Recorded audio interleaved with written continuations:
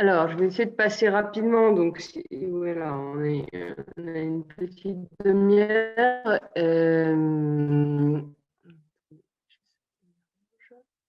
Voilà. Alors, donc le bâtiment, comme j'ai l'impression que vous avez tous été assez familiarisés avec cette question, parce que vous avez l'air d'avoir globalement tous de gros parcs à gérer.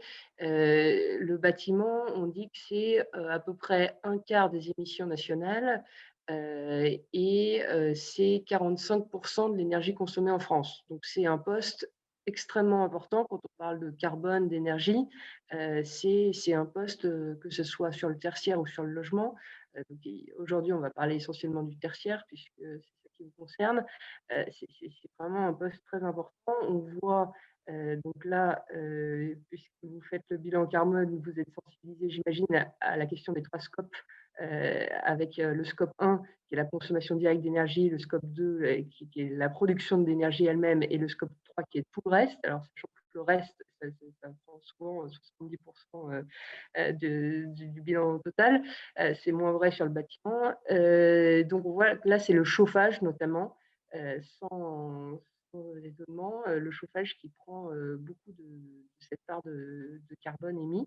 Et la partie climatisation notamment qui, là, est encore petite, mais augmente fortement à mesure que nos étés sont de plus en plus chauds. Donc voilà, on ne va pas rentrer trop dans le détail, mais tout ça pour dire que le bâtiment est un poste extrêmement important et on ne peut pas réussir notre transition écologique si on ne réussit pas la transition écologique dans le bâtiment.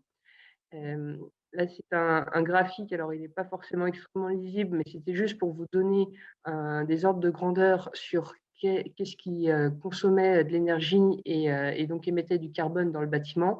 Donc, on prend souvent un cycle de 50 ans sur un bâtiment, en considérant qu'au bout de 50 ans, il est démoli, alors ce qui est une hypothèse un peu rapide, puisqu'il y a quand même des bâtiments, heureusement, qui durent plus de 50 ans, mais bon, au bout de 50 ans, il est totalement amorti en tout cas. Et on voit que l'exploitation fait à peu près 40% de la vie du bâtiment et le reste, ça va être de la construction ou du rafraîchissement, de la rénovation, de la restructuration. Donc, ce graphique, il est intéressant. Je vous enverrai mes slides si vous les voulez, parce qu'on voit en fait que à peu près tout là, l'hypothèse qui a été faite, c'est à peu près à mi-parcours du bâtiment, on fait une restructuration très lourde. Je crois qu'Antonin vous a donné des ordres de grandeur sur à peu près le carbone qui a été émis pendant ces restructurations. Et donc, on voit que le bâtiment, on le construit une fois, mais en réalité, à peu près tous les 9 ans, il va falloir faire de la rénovation et que voilà, on ne peut pas considérer que le coût des émissions de carbone émis au moment de la construction, c'est une fois pour toutes. Il va y avoir toutes ces restructurations et rénovations qui vont réémettre du carbone, même si évidemment on n'en émet pas autant que quand on construit le bâtiment la première fois. Alors, sur le bâtiment, comme c'est un pilier de la transition écologique, il a également des objectifs de neutralité carbone qui sont très, très forts, très fort, puisque il a un objectif comme pour tous les secteurs d'être neutre, enfin de participer à la neutralité en 2050. Et donc, le bâtiment, donc on voit qu'il y a une division par 6 qu'on doit opérer tous secteurs confondus d'ici 2050 pour que les émissions soient compensées par les puits. Et ce qui se traduit dans la stratégie nationale bas carbone, dont vous devez être familier maintenant, par des objectifs dont j'avoue parfois l'ambition me dépasse un petit peu parce qu'on est censé réduire de 49% nos émissions d'ici 2030 par rapport à 2015 et atteindre une décarbonation complète du secteur en 2050, donc avec une réduction drastique de la consommation en recourant à des énergies décarbonées. Donc ça, c'est les objectifs. Donc c'est bien d'avoir des objectifs ambitieux, mais quand on regarde la réalité, c'est quand même un tout petit peu plus compliqué.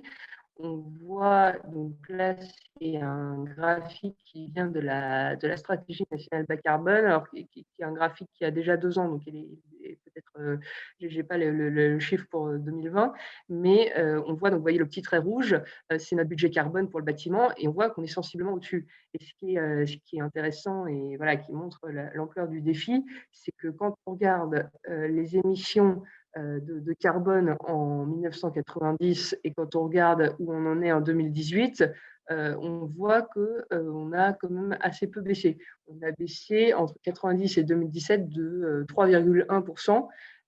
Donc en 27 ans, on a baissé de 3%, et là en 10 ans, on doit baisser de 49%. Donc voilà, ça montre un petit peu qu'il y a quelques petits défis pas complètement faciles à relever. Et donc voilà, ce défi va se traduire dans un cadre normatif qui est de plus en plus contraignant. Donc, il y a deux aspects dans le bâtiment, évidemment. Il y a les bâtiments existants et les neufs. Donc, vous avez tous dû entendre parler de la RE 2020. Donc, jusqu'à la RE 2020, on parlait de RT, de réglementation thermique. Donc, la dernière, celle qui s'applique toujours actuellement, parce que contrairement à ce que son nom l'indique, la RE 2020 n'est pas encore sortie.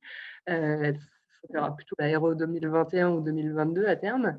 Et donc, on est encore actuellement sous le régime de la RT 2012, et c'était une réglementation thermique, parce que ce qu'on prenait en compte, c'était l'énergie dans le bâtiment. Donc, on regardait comment on isolait des bâtiments pour s'assurer qu'ils consomment le moins d'énergie possible. Je simplifie un peu, mais c'est l'idée majeure. Et maintenant, ça s'appelle une RE, une réglementation environnementale, parce que la grande nouveauté de cette RE, mais les arbitrages ne sont pas encore complètement rendus, donc il y a encore quelques incertitudes, c'est qu'on ne prend plus seulement en compte l'énergie, mais on prend également en compte le carbone. Donc, il y a une expérimentation, là aussi, que vous avez dû peut-être suivre, qui s'appelait l'expérimentation E plus C-, avec l'idée, c'était d'aller vers un bâtiment à énergie positive et à carbone, je peux dire carbone négatif, mais en tout cas à carbone le plus bas possible.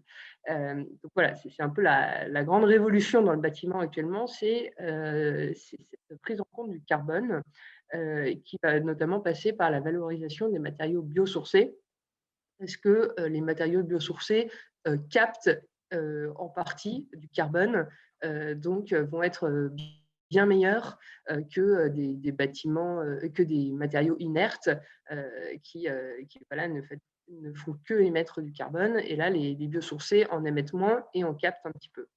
Des grandes nouveautés également de la RE 2020, c'est d'avoir renforcé l'indicateur de confort d'été. Donc, le confort d'été, c'est quelque chose qui était déjà intégré dans les réglementations précédentes, mais beaucoup moins bien intégré. Et là, on se rend compte en fait que c'est un peu presque le nerf de la guerre maintenant dans le bâtiment. Ce n'est plus tant de se protéger contre le froid, ça maintenant on sait très bien faire, se protéger contre le froid, on isole très bien les bâtiments, on a des systèmes de chauffage qui sont de plus en plus performants, mais un peu la révolution du bâtiment, c'est que depuis presque le début de l'humanité, le bâtiment servait à se protéger essentiellement contre le froid, et maintenant on va devoir apprendre à se protéger également contre le chaud, et ça pour le bâtiment c'est une vraie révolution, enfin, c'est un vrai changement de façon de concevoir, de réfléchir à plein de sujets. Voilà, ça va aller au-delà de la thermique pure. Et voilà, ça va conduire notamment à pénaliser très fortement les énergies fossiles, donc notamment tout ce qui est chauffage au gaz devient c'est pas interdit par la loi, mais de fait, ça devient tellement pénalisé que ça devient quasiment impossible. Et donc ça, c'est la partie 9. Et pour l'existant, il y a un décret, donc là encore que vous avez cité tout à l'heure, donc je pense que la plupart d'entre vous le connaissent, qui est très, très ambitieux, puisque ce décret tertiaire impose de réduire la consommation énergétique du parc tertiaire, donc tous les bâtiments au-dessus de 1000 m², de 40% en 2030, 50% en 2040 et 60% en 2050. Donc voilà, c'est un peu toutes les organisations se mettent un peu en ordre de bataille. Les départements immobiliers essayent de faire face à ce décret qui est tout à fait ambitieux. Donc chaque année, il faut déclarer ses consommations d'énergie sur une plateforme qui s'appelle la plateforme Opéra, qui est opérée par l'ADEME et qui vérifie que par rapport à une année de référence, vous êtes bien sur la bonne trajectoire. Alors, comment est-ce qu'on peut faire pour… alors, je vois qu'il y a des petites questions qui apparaissent, mais bon, je les traiterai peut-être à la fin, sinon je vais avoir du mal à… comment est-ce qu'on peut faire pour atteindre ces objectifs très ambitieux? Alors, il y a plusieurs aides qui existent, mais qui vont être souvent à destination des PME et des TPE. Donc là, notamment, il y a ce plan de relance qui a été créé là, dans le cadre de cette crise sanitaire. Et donc, le plan de relance, il y a, je ne sais plus si je l'ai mis après, bon, il y a 100 milliards qui sont dédiés au plan de relance, dont 30 pour la transition écologique. Et il va y avoir beaucoup d'aides qui vont être données, notamment pour le logement et un petit peu pour les PME et TPE. Donc voilà, je vous ai mis après quelques aides qui peuvent être données.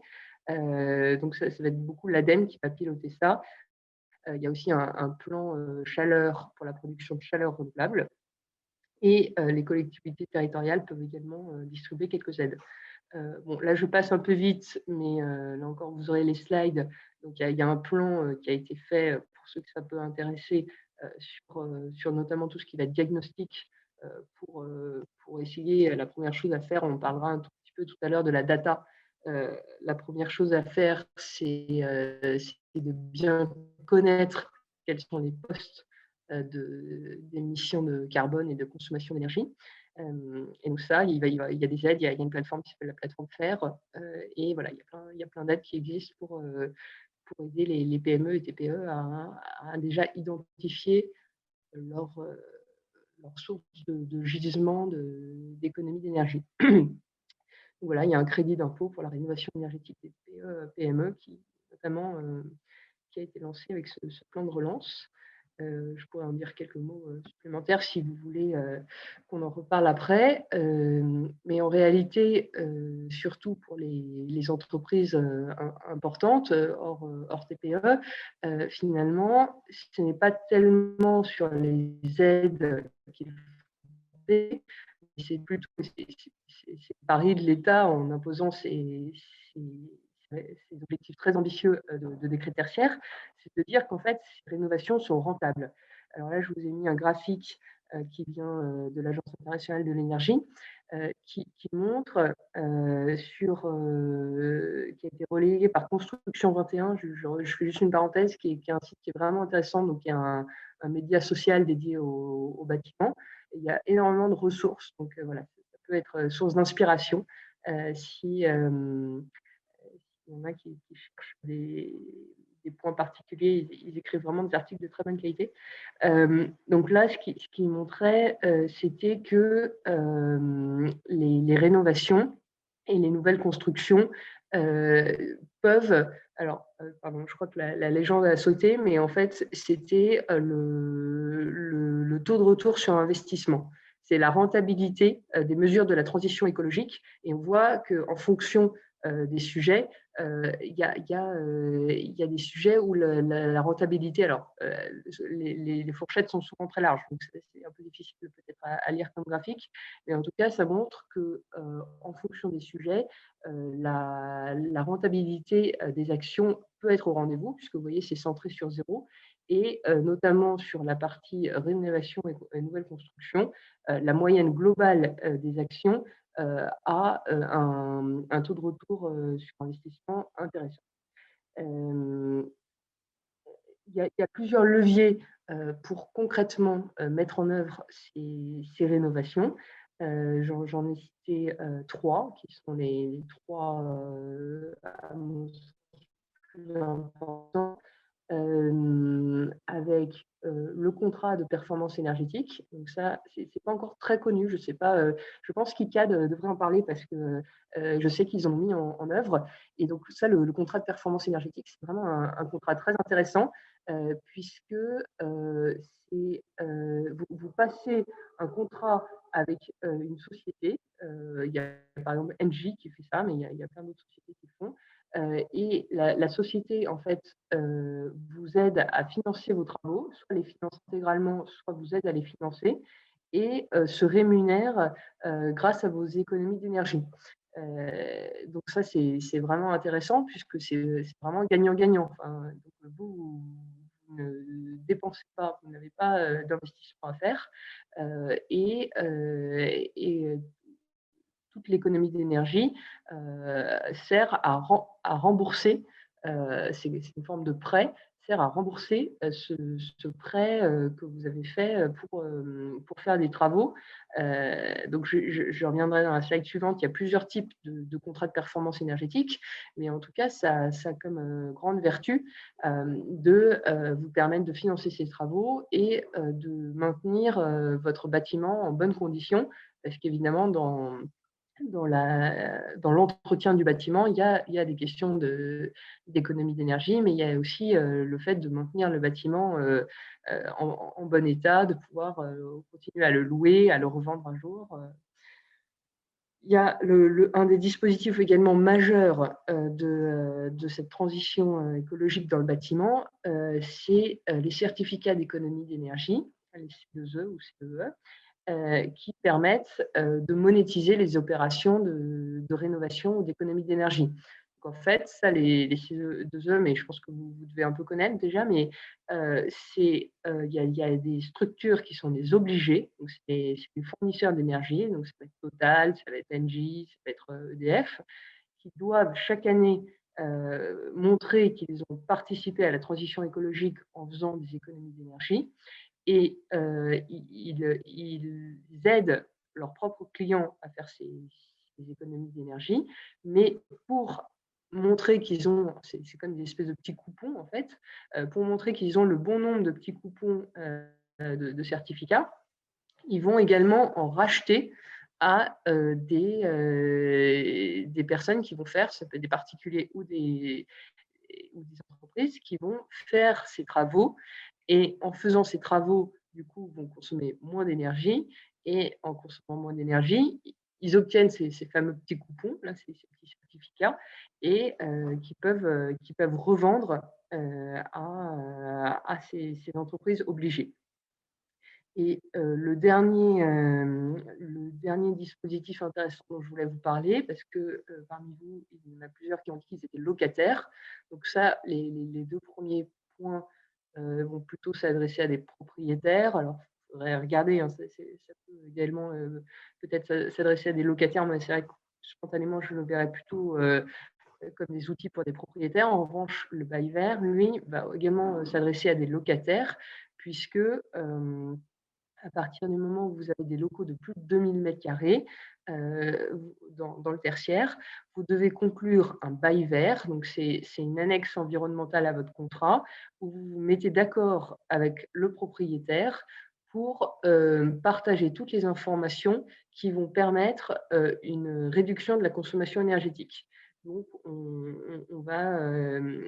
c'est pour éviter un peu que le propriétaire et le locataire se renvoient la balle en disant que le propriétaire dise bah, moi, de toute manière, même si je fais des travaux, si mon locataire il fait n'importe quoi, il chauffe à 26 degrés, il ouvre les fenêtres alors qu'il y a du chauffage allumé, il met de la clim tout le temps. Enfin, de toute manière, moi, ça ne sera pas utile. Et inversement, que le locataire dise bah, moi, même si je fais des très gros efforts, si mon bâtiment a une passure thermique, de toute manière, j'ai beau être très vertueux, j'aurai une mauvaise consommation d'énergie à la fin. Et donc, c'est ce mécanisme de coopération entre le propriétaire et le locataire, parce que tout à l'heure, plusieurs personnes ont dit, voilà, nous, on est locataires, nous, on n'est pas forcément mono-occupants dans un site. Enfin, souvent, en fait, la gouvernance, qui est locataire, combien il y a de locataires, tout ça, en fait, peut être un frein assez fort à ces économies d'énergie, puisqu'on maîtrise qu'une partie du bâtiment. Et donc, ce bail vert essaye de contourner un petit peu ce problème en mettant tout le monde autour de la table et donc en se mettant d'accord sur les travaux qui doivent être faits et les comportements aussi qui doivent être adoptés dans le bâtiment pour réduire la consommation d'énergie. Je m'arrête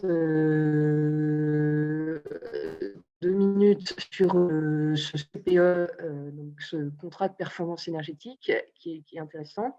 Donc il y a plusieurs types de CPE. Il y en a qui sont vraiment à gain rapide. Il y en a qui vont être tournés vers de la rénovation énergétique. Donc là, c'est vraiment des travaux déjà plus lourds, mais tournés là encore sur l'énergie.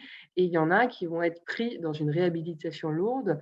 Souvent, on dit d'ailleurs que quand vous faites de la rénovation énergétique, vous le faites rarement de façon isolée. Et d'ailleurs, toutes les politiques publiques maintenant essayent vraiment que la rénovation énergétique soit embarquée dans des travaux et pas forcément fait de façon trop isolée. Et donc là, le dernier, celui qui est en orange, c'est de dire de toute manière, vous devez réhabiliter de façon lourde votre bâtiment parce qu'il devient obsolète, vous avez du mal à le louer, il ne correspond plus aux normes sur le marché. Donc voilà, c'est à ce moment-là que vous allez faire de la réhabilitation également énergétique et donc vous embarquez tout d'un coup. Et, et donc le petit graphique qui est sur le côté est intéressant, montre les économies d'énergie et en fait, on voit qu'avec un investissement et sur le côté, vous avez, enfin en ordonnée, vous avez l'investissement en euros par mètre carré. Et en fait, ce qui est intéressant, c'est de voir qu'avec des investissements quand même assez modestes, voire quasiment nuls, rien n'est complètement nul, mais en dessous de, on va dire, 50 € du mètre carré, vous pouvez déjà aller chercher une performance, une économie d'énergie d'à peu près 30% de consommation d'énergie. Donc, c'est vraiment intéressant et c'est pour ça que le décret tertiaire est accessible. Il peut faire peur un petit peu au début, mais en fait, il est quand même accessible. C'est qu'il va y avoir des opérations relativement simples, parfois qui sont juste des questions d'usage. Donc là, pour le coup, sans aucun investissement. Et donc, on a souvent, quand on pense à la rénovation énergétique, on va souvent penser à des choses très lourdes, à isoler des bâtiments, des choses qui peuvent par ailleurs être nécessaires. Mais il ne faut pas oublier également tous ces petits gestes qui peuvent déjà permettre de faire des très grosses économies et donc qui peuvent être pris dans un contrat de performance énergétique notamment qui va être rentabilisé extrêmement vite en quelques années. Ça, c'était quelques exemples d'actions à retour sur investissement rapide. Donc, tout ce qui va être en fait capteur, programmateur. Donc on avait parlé à un moment des grandes tours à la Défense qui, pendant le premier confinement notamment, où il n'y avait absolument plus personne dedans, hein, pendant le confinement vraiment dur, tout le monde était en télétravail, qui était encore éclairé toute la journée. Donc ça, c'est vraiment dommage. Et moi, je le vois dans le bureau juste en face de moi, il y a une immense tour. Elle est éclairée à 18h. Déjà dans la journée, il n'y a pas grand monde, mais à 18h, il n'y a plus personne et elle est encore complètement éclairée. Et donc ça, rien que de mettre des détecteurs de présence, des capteurs, d'avoir une vision plus fine à quel moment on consomme, pourquoi on consomme, qui est dans le bâtiment, est-ce qu'il y a besoin d'éclairer tout le plateau alors qu'il y a 2 personnes, surtout en ce moment où il y a très peu de monde au bureau. Enfin, est-ce qu'on a besoin de tout éclairer en permanence? Ça va être en fait des choses qui vont permettre déjà de faire des grosses économies d'énergie pour assez peu en fait d'investissement, de mettre des LED alors qu'on avait de l'éclairage qui consommait, tout ce qui va être éco-geste. Attendez, j'ai une slide rapide, mais est-ce que je peux vous laisser poser quelques questions, mais je ne sais pas si vous connaissez le concours Cube. C'est un concours qui peut être intéressant de regarder, où les entreprises s'inscrivent et après, elles s'inscrivent avec tous leurs salariés et pendant 1 an, il y a une espèce de concours, donc ça marche un peu à l'émulation positive. On essaye de faire des éco-gestes, donc de mobiliser les équipes et c'est de voir combien d'énergie on peut économiser sans investissement. Je crois que vous avez le droit de faire des petits investissements, mais en tout cas, l'idée, c'est sans travaux majeurs. Et en fait, ce concours montre que donc, en 2019, il y avait 670 bâtiments inscrits et les entreprises ont réussi à faire à peu près 12% d'économies en un an. Et il y avait certaines entreprises qui avaient gagné, elles avaient économisé 60% d'énergie. Donc en fait, on voit que sans investissement juste, en sensibilisant les gens, en embarquant les équipes, on peut faire des économies qui peuvent être extrêmement substantielles. 12% d'économies en un an sans investissement, c'est quand même, ça se traduit en euros de façon assez claire. Et la dernière slide que je voulais vous présenter, c'était l'importance de la data. Plusieurs personnes en se présentant ont dit qu'il y avait des filières qui traitaient un peu de cette data. Donc, c'est un peu ce qu'on disait tout à l'heure sur le fait qu'il faut connaître les sources d'émissions si on veut pouvoir améliorer les choses. Donc, nous, chez AirPass Trans, on travaille avec plusieurs plateformes. On travaille avec DeepKey, avec Citron, avec Sobre Énergie, qui vont avoir des plateformes et vont vous aider en fait à cartographier qu'est-ce que vous consommez, si vous avez beaucoup de bâtiments, lesquels consomment plus, et ça va vous aider petit à petit à savoir, voilà, si vous avez un budget donné pour faire des travaux, où est-ce qu'il faut les mettre en priorité, est-ce qu'il faut faire ce qu'on montrait tout à l'heure, commencer par plein de petites actions pas chères, mais au moins les faire partout. Et puis après, seulement faire des actions plus structurelles, ou au contraire, commencer par le structurel. Enfin, voilà, on ne peut pas évidemment réfléchir dans le vide. Il faut commencer par savoir si votre parc est en bon état et qu'est-ce qui consomme beaucoup. Voilà. Et après, nous, je vais vous présenter vraiment en 2 mots parce que je vais vous laisser un petit quart d'heure pour poser des questions. ARPAS Trans, la société dans laquelle je travaille, et qui propose plusieurs services. Donc, on est à peu près 90 collaborateurs. On a là un peu la particularité d'avoir beaucoup de métiers différents, puisqu'on va avoir des gens qui font de l'aménagement de bureaux, on va avoir des gens qui font de la programmation. Moi, je suis dans l'équipe Astrans, qui est tout ce qui va être immobilier responsable. Donc, on va être beaucoup sur les questions d'adaptation au changement climatique et de carbone. Et on travaille aussi, et ça c'est très intéressant, avec des écologues, donc des gens qui vont travailler sur tout ce qui va être agriculture urbaine, faune et flore. Donc ça va être surtout sur les aménagements de quartier, mais même sur des sites, ça peut être intéressant quand il y a un grand jardin, de voir comment est-ce qu'on le valorise. On peut même faire voilà, de l'écologie à l'intérieur des bâtiments avec voilà, on a des bureaux maintenant où on fait pousser des plantes. Enfin, ça peut créer un peu de lien aussi au sein des équipes. Et donc, on va travailler sur tout ce qui est santé, bien-être. On a un vrai axe de stratégie aussi sur l'intégration de la santé. Voilà. Donc, on a tous ces, tous ces thèmes qu'on traite. On travaille beaucoup donc, sur la résilience. Moi, je travaille beaucoup sur résilience et adaptation au changement climatique. Voilà, on va accompagner, en ce moment, on travaille beaucoup sur les JO. On accompagne la Solidéo sur un des lots du village des athlètes. On travaille sur des ZAC. Là, c'est une ZAC en Île-de-France, où on va accompagner la maîtrise d'ouvrage pour faire de l'agriculture urbaine, notamment. Et on va aider, par exemple, là, on a Sanofi qu'on aide pour leur faire une politique immobilière responsable. Donc, on regarde l'intégralité de leur parc. Ils ont 80 sites tertiaires, on regarde leur parc, comment est-ce qu'on les aide, comment est-ce qu'on les accompagne pour faire cette réduction de consommation d'énergie. Voilà, je vous remercie pour votre attention.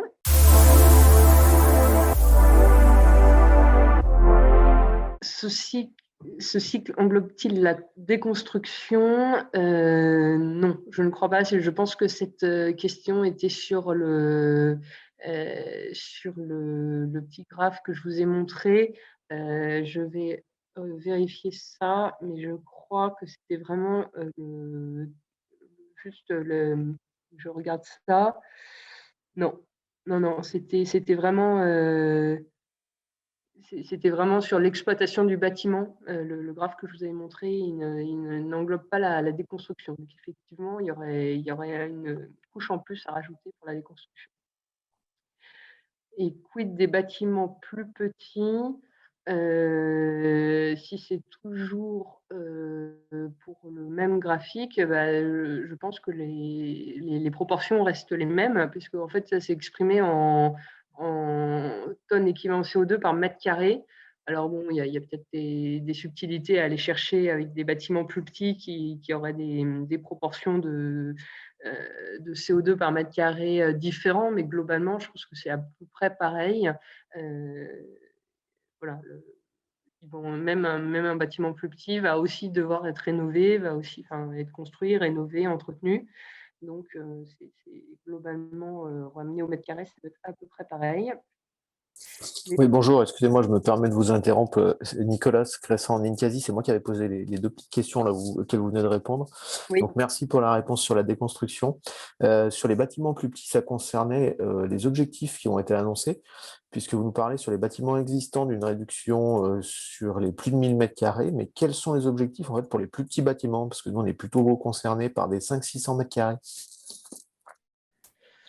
Alors, c'est une bonne question, parce que je crois que le décret tertiaire est sur les bâtiments de plus de 1000 m², et je ne crois pas, alors j'espère ne pas me tromper, mais je ne crois pas qu'il y ait d'objectif sur les bâtiments plus petits. Je crois que l'idée, c'était, parce que comme il faut quand même avoir une certaine manœuvre financière pour pouvoir investir, pour atteindre ces objectifs, là, donc, qui sont quand même ambitieux. Je pense que l'idée, c'était pas d'assassiner la boulangerie de quartier, voilà, le petit pressing qui. Donc, je pense qu'il a été jugé qu'en dessous de 1000 m², les gens n'avaient pas forcément la force de frappe financière pour diminuer de 30 à 40% leur consommation d'énergie. Alors après, alors là, j'avoue que je pourrais vous répondre par mail plus tard. Il y a peut-être, si vous avez plusieurs bâtiments, je ne sais pas comment on les compte. Si vous avez 3 bâtiments de 500 m², ils sont peut-être considérés comme un seul bâtiment de 1500, mais dans mon souvenir, en tout cas, c'était vraiment le seuil, c'était un bâtiment de 1000 m². Vous n'étiez pas concerné. D'accord, parce que nous, c'est des pieds d'immeubles de 500 m² à peu près, soit en tertiaire, soit en habitation, dans lequel on implante des commerces. C'est un commerce, c'est un bar, restaurant, salle de concert. Donc, dans notre cas, ça serait plutôt entre guillemets, sur le propriétaire que porterait cette contrainte. Oui, C'est-à-dire que nous, on n'est pas obligé de bouger, c'est le propriétaire qui devrait le faire, mais nous, on peut s'y substituer si on le souhaite. Voilà, vous allez intervenir. Alors, les beaux verts, c'est pareil, c'est à partir de 2000 m². Donc là, je ne sais pas. Vous avez des actions déjà avec votre propriétaire ou vous êtes. Votre propriétaire Non, est en on n'a pas place. d'action, parce que nous, on a 21 sites. Donc, il y a 21 sites différents et on en construit 4 à 5 par an. Donc, ça va concerner différents bailleurs. On n'a jamais le même bailleur. Donc, l'idée, c'est pas de voir ça directement avec le bailleur, c'est de savoir quelle est la contrainte réglementaire qui pèse sur nous, mais sachant que je pense qu'on sera plutôt plus ambitieux que la contrainte réglementaire qui nous sera proposée. Voilà. Voilà, à vérifier, mais je crois que vraiment sur les sites petits, il n'y a pas de contrainte réglementaire. Ok, Donc, merci. vous pouvez vous aligner sur la contrainte sur ceux qui font plus de 1000 m², mais je ne crois pas qu'elle s'applique. Et pour les sites de plus de 1000 m², on considère le parc global ou c'est une obligation fixée pour chaque site? C'est une obligation par site, c'est par bâtiment. Ok, merci. Alors, les niveaux de réduction de consommation. Oui, pardon. Oui, alors je vais la question de Raphaël. Les niveaux de réduction de consommation énergétique du décret tertiaire concernent aussi les contrats à électricité verte. Alors ça, on avait eu un petit débat avec Antonin là-dessus parce que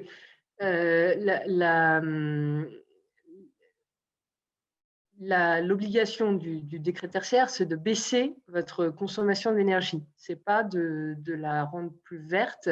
Donc, le contrat d'électricité vert, ça va être, voilà, vous sourcez en énergie renouvelable, mais ça ne veut pas dire que vous baissez votre consommation d'énergie. Donc, c'est un petit peu différent comme axe. Voilà, moi, j'avais eu un débat avec Antonin parce que moi, il me semble que, enfin, c'est pas il me semble, hein, le nucléaire en France est déjà très décarboné. Je pourrais vous envoyer la référence de la base carbone de l'ADEME, ce qu'on ne sait pas toujours. En tout cas, c'est comme ça que c'est marqué dans la base carbone de l'ADEME, c'est que le nucléaire, en fait, émet moins de CO2 que les énergies renouvelables, puisque le nucléaire émet 6 grammes de CO2 par kilowattheure, alors que la plupart des énergies renouvelables vont être entre 12, 18. Voilà, donc il y a un rapport parfois entre le nucléaire et le photovoltaïque et l'éolien, il y a un rapport de 2 à 3. Donc en réalité, de passer sur un contrat d'électricité verte, alors après, il y a des gens qui n'aiment pas le nucléaire pour plein de raisons qui peuvent être tout à fait justifiées, de souveraineté économique, de souveraineté, voilà, on ne maîtrise pas tout le cycle de l'uranium, il y a plein de questions de risque. Enfin, donc voilà, il y a plein de sujets qui peuvent être tout à fait expliquer une certaine défiance envers le nucléaire, mais en revanche, sur la partie carbone pure, le nucléaire, quand même, on ne peut pas lui enlever le fait qu'il émet très, très peu de CO2.